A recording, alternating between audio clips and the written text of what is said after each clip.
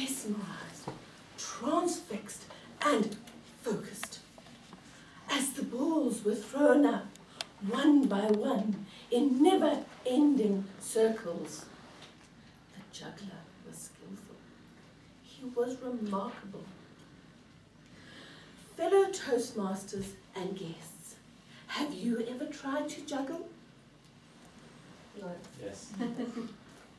Some of you have, some of you haven't, but we all juggle. Our responsibilities, our work, and a number of other things every single day in the fecund environment in which we live, we all juggle balls. In 1996, Brian Dyson, the former president and chief executive officer of Coca-Cola Enterprises, addressed Georgia Tech. And he is reported to have said the most inspiring speech ever recorded in 30 seconds. Life is a game. It is a juggling act consisting of 5 balls: work, family, health, friends, and spirit. Work is a rubber ball, and it can bounce back again, but the other 5 balls are made of glass. If they're dropped, they can be nicked, damaged, splintered, or smashed. Work efficiently, leave on time, and use the required amount of time for family, friends, and have some rest. Michael Marchand is a world-renowned juggler, and his tips are to not lose sight of the balls. Watch their patterns and look at the bigger picture. Balance yourself and don't be resistant to change. I've always set myself targets and goals that I always have revised according to my stage in life. At school, I set myself targets. I was going to pass that exam. I was going to read that book. And I was going to find a boyfriend. Some of those goals were obtainable. Some were unobtainable. And some were merely elusive. I went to university and I revised my goals. I was going to graduate, but I found that boyfriend and I was going to get married. But first of all, I was going to find my ideal job.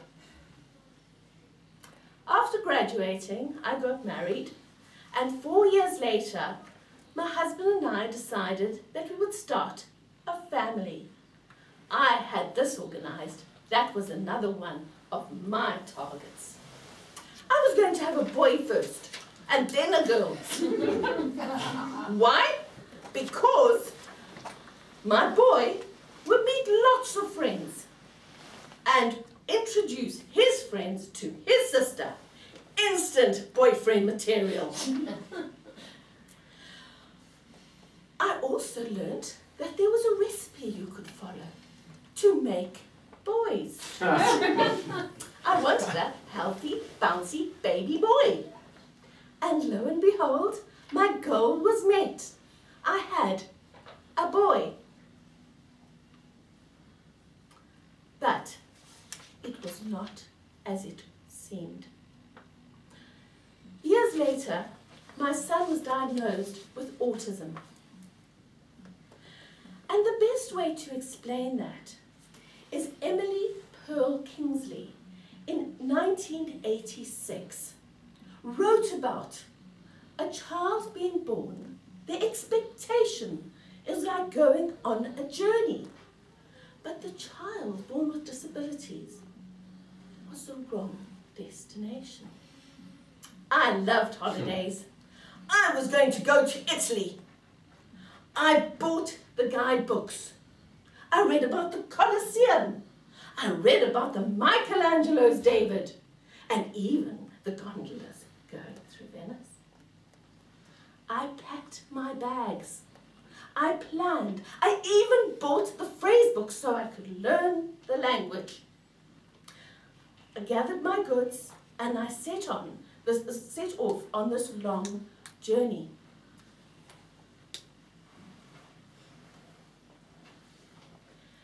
Several hours later, we landed safely, and the stewardess walked into the cabin and said, "Welcome to Holland." Holland! I don't want to go to Holland!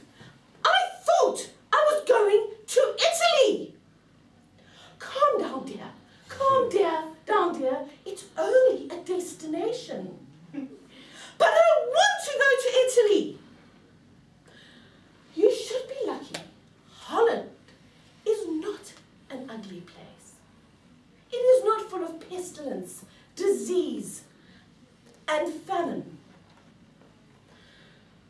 I took a deep breath and thought about it. And over hours and hours, I realized that Holland was a different place. I met people I would never have met before. I realized that Holland has windmills, it has tulips, and it even has Rembrandts. People were coming and going from Italy, telling me all the wonderful stories about where they'd been. And I thought to myself, that's where I wanted to go. But I thought about it, and the new life that opened up to me was wonderful. I went back to my same old targets, my goals. I wrote them down. What was I going to do? But I realized plans are important, and I needed to dream a new dream. My husband and I worked together to keep the family ball in the air. I met new friends that have been everlasting friends, that have taught me so much that I would never have met otherwise. I also revitalized my health and my spirit. I revisited, reviewed, and revised my plans. And as Brian Dyson says, this world is like balls. Rubber ball is work. It can bounce back. But treasure those other balls. Make plans. I urge you to make plans. Do not leave them for New Year's resolutions. They are not supposed to stay on paper, but realize them. Realize that the patterns all revolve around each other. There might be a kaleidoscope, but they all form a pattern. Nurture them and endeavor to treasure them. Life, after all, it's a juggling act.